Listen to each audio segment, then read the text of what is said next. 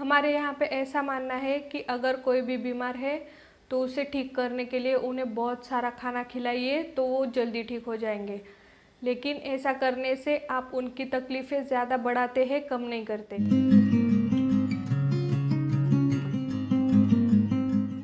अगर आप Covid centre में हैं तो वहाँ पे आपके लिए बैलेंस डाइट अवेलेबल होता है। लेकिन अगर आप होम आइसोलेट है या हॉस्पिटल में घर से खाना मंगा रहे हैं तो पेशेंट के लिए आप क्या खाना बना रहे हैं, उनको क्या डाइट है, इस पे आपको ठीक से ध्यान देना होगा।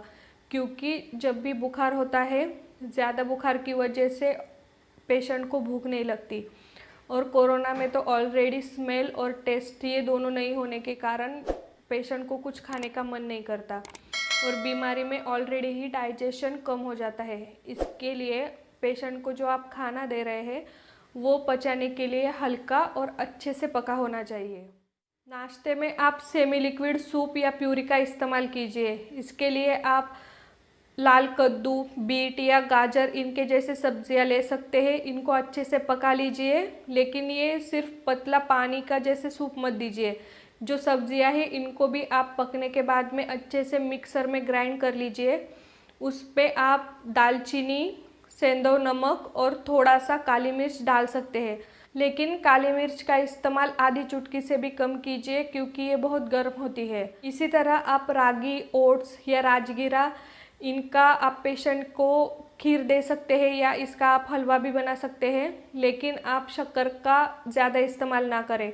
और अगर पेशेंट डायबिटिक है तो आप ये ऑप्शन को छोड़ दीजिए।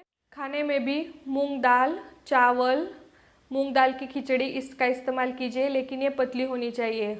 इसमें सिर्फ हल्दी, जीरा और सेंधव नमक, या आप अगर सिंपल नमक, सादा नमक इस्तेमाल करते हैं तो सादा नमक डालिए। और अगर आप मूंग भी ले रहे हैं तो वो साबुत ले सकते हैं तो अच्छी बात है। खाने में थोड़ा प्रोटीन हो, इसके लिए मोठ मूंग इसका आप इस्तेमाल कर सकते हैं, लेकिन इनको आप स्प्राउटेड यानी अंकुरित होने के बाद ही इस्तेमाल करें। अंकुरित होने पे ये डाइजेशन के लिए हल्के हो जाते हैं। इनकी सब्जियां आप चावल के साथ में ले सकते हैं, लेकिन ये सब्ज़ी अच्छे से पकी होनी चाहिए और थोड़ी पतली हो तो ये डाइजेशन के लिए अच्छा होता है।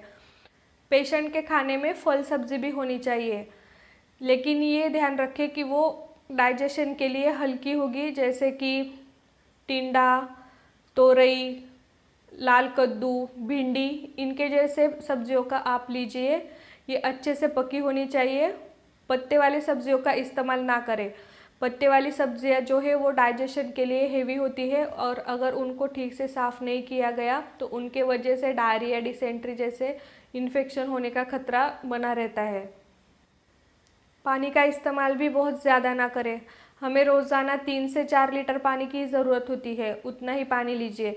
बहुत ज़्यादा पानी पी लिया तो वो आपके डाइजेशन को ख़राब कर देता है।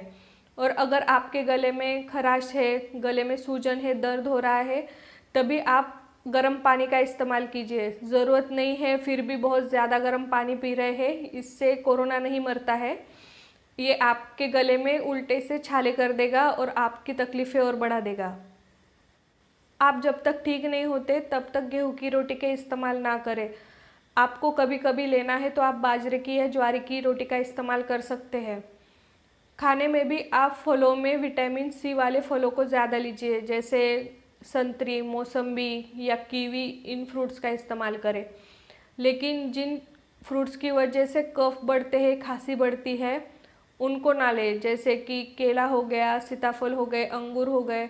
इनकी वजह से खांसी और कफ बढ़ सकता है, तो इन फलों को अवॉइड करें। तो बेसिकली कोविड पेशेंट को डाइजेशन में हल्का लेकिन हेल्दी खाना देना है। तो अगर आपको इस डाइट में कुछ भी डाउट है तो आप कमेंट करके मुझे पूछ सकते हैं। आपने अभी तक चैनल सब्सक्राइब नहीं किया है तो याद से कर दीजिए। तो मिलते हैं अगले वीडियो में, तब तक स्वस्थ रहिए।